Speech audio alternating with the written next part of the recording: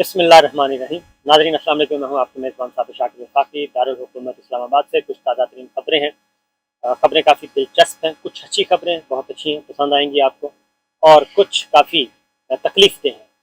और तकलीफ देह इसलिए हैं कि हमारे जो बड़े हैं, जिन पे हम एतबार करते थे बहुत ज़्यादा, और पूरी कौम की नज़रें उन पे होती थी, और पूरी कौम समझती थी कि अगर वो कोई बात करेंगे तो वो हकीकत पर मबनी होगी, वो सच होगा, वो हक होगा, और आंखें बंद करके पाकिस्तान की कौम उन पर एतबार करती थी।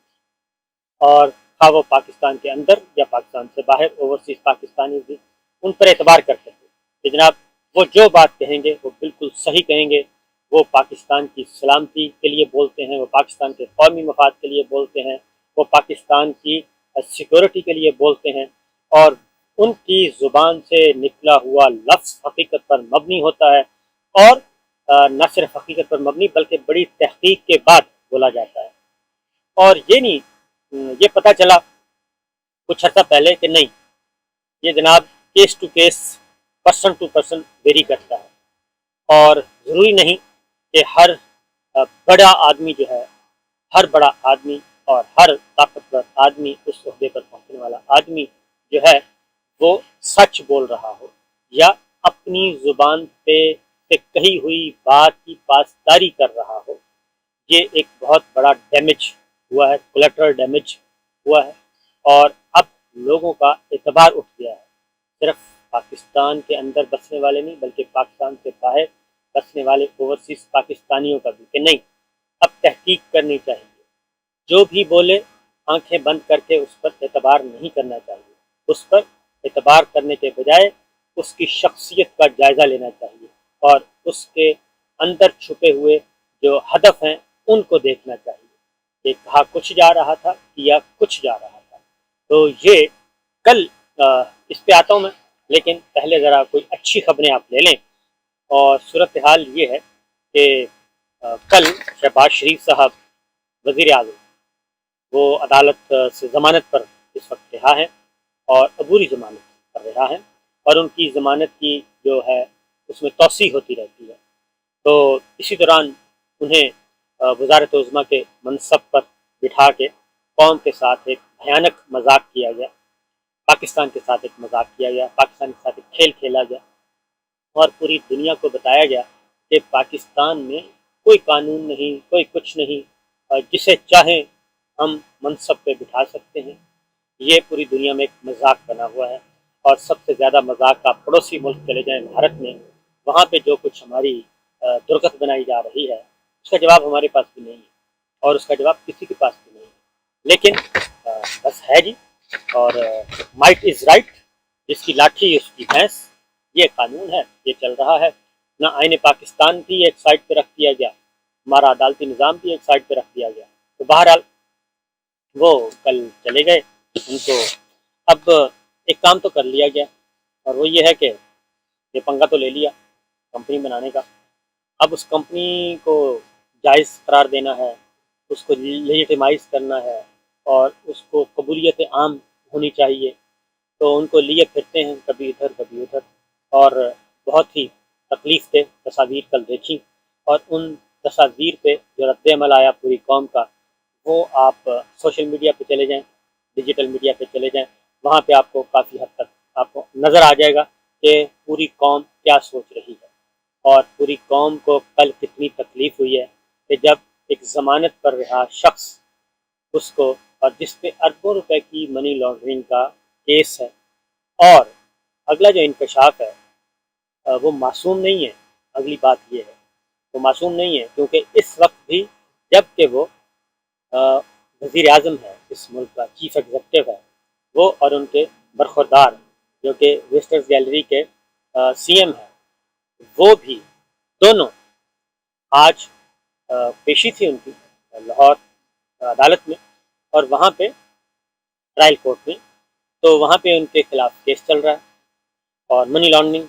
और दूसरा, नंबर वन तो सलमान शहबाज, जो कि तुर्की के सरकारी दौरे पे तुर्क सदर के साथ बैठे थे, और अपने वाले साहब के साथ बैठे थे, और सरकारी वफद का हिस्सा थे।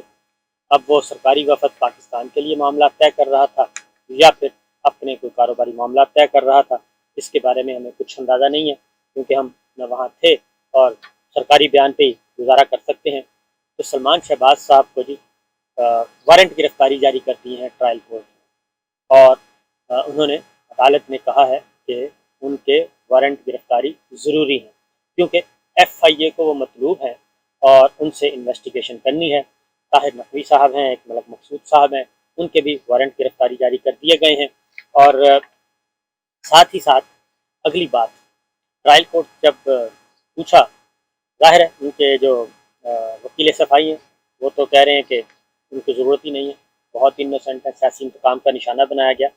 لیکن یہ جب پوچھا گیا پروسیکیوٹر سے، ایف آئی اے کے پروسیکیوٹر سے، تو انہوں نے عدالت کو یہ بتایا، انہوں نے کہا کہ ہمیں شہباز شریف صاحب کی بھی گرفتاری چاہیے اور ہمیں حمزہ شہباز کی بھی گرفتاری چاہیے، اور ہمیں یہ فزیکلی ہمیں درکار ہیں، کیونکہ ہم نے ان سے انویسٹیگیشن کرنی ہے، بہت ساری چیزوں کی تحقیقات کرنی ہے، اور اربوں روپے کا جو منی لانڈرنگ کا کیس ہے اس کے سلسلے میں ہماری تحقیقات رکی ہوئی ہیں۔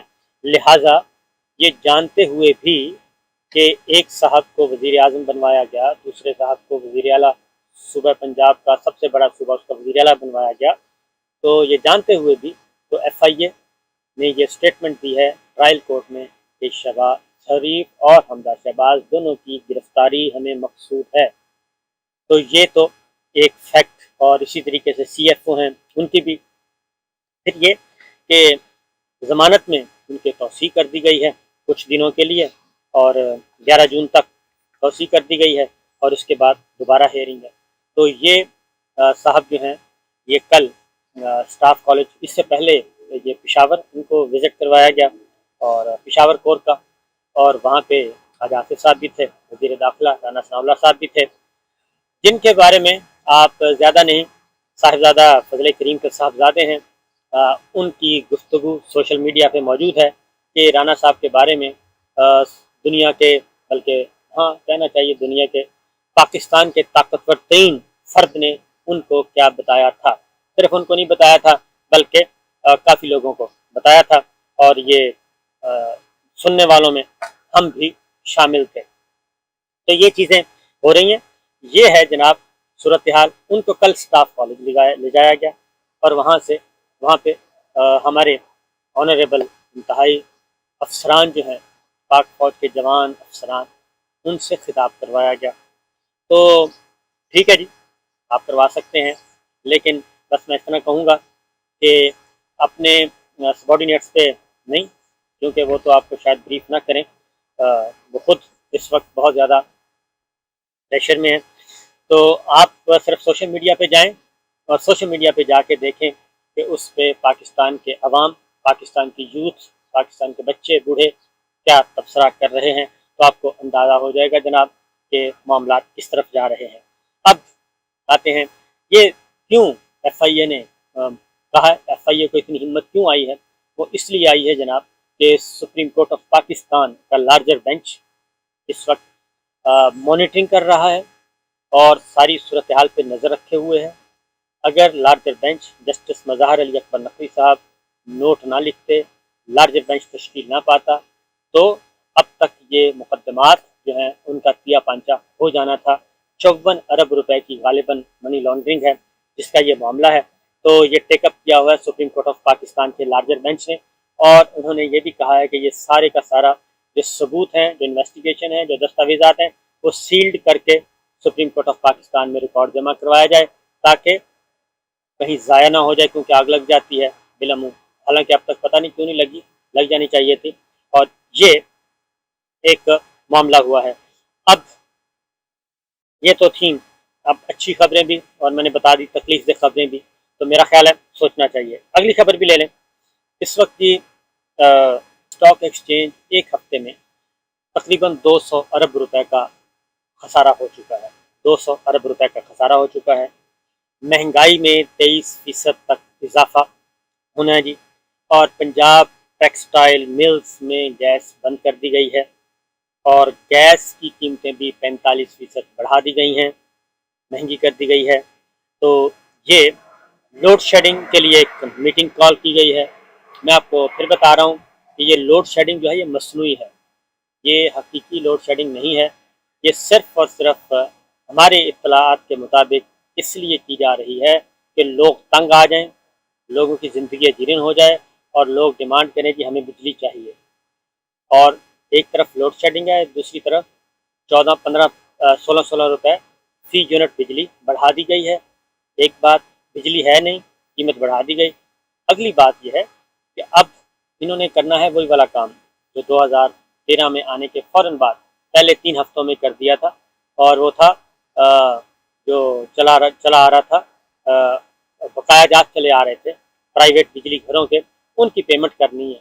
और ये हालात को उस तरफ लेके जा रहे हैं कि जब पूरी कौम बिलक उठे, इंडस्ट्री बंद हो जाए और उसके बाद ये कहेंगे चलें ठीक है जी हमने ये कर दिया, क्योंकि उसका ऑडिट होना होता है। वो फिर उसको वेव ऑफ करते हैं कि ऑडिट की भी ज़रूरत नहीं है, इस वक्त हंगामी सूरत हाल है, ये है वो है। और वो सारे प्राइवेट बिजली घर के मालकान कौन हैं वो आपको पता ही है, वो इनके दौरों के साथ भी होते हैं मोस्टली, और इनके कारोबारी मामलात में भी देखे जाते हैं। तो ये एक सिलसिला चल रहा है जी, मैंने कहा आपसे शेयर कर लूँ कि ये मामलात हैं। और जाते जाते ये भी बता दूँ कि ख्वाजा आसिफ साहब पर भी वो भी आ गए हैं गद्दारी के ज़ुमरे में, क्योंकि उन पे भी हो सकता है कि गद्दारी का मुकदमा चलाया जाए, क्योंकि उन्होंने भी ये कह दिया है कि मईशत बेहतर होगी तो हमारा दिफा बेहतर होगा, मईशत बेहतर नहीं होगी तो दिफा भी बेहतर नहीं होगा, हमारी फ़ौज कमज़ोर होगी।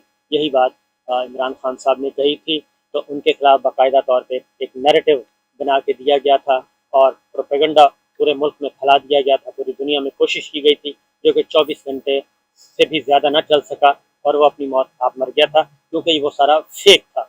और इसलिए उन फेक कामों को छोड़ देना चाहिए और सही काम करने चाहिए, क्योंकि जो अपने अपने दायरा कार में रह के अपना अपना काम करें तो ज़्यादा बेहतर है।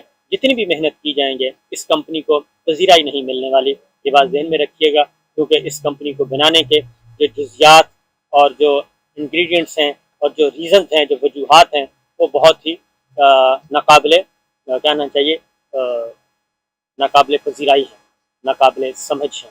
समझ तो आती है खैर, लेकिन वो हज़म नहीं होने वाली। तो लिहाजा ये एक आपके साथ कुछ गुफ्तगू करनी थी। इंशाल्लाह अगली गुफ्तगू में हम एक और आपको अहम खबर देंगे और उसको भी ज़रा सुनिएगा। इजाज़त दीजिए, अल्लाह हाफ़िज़।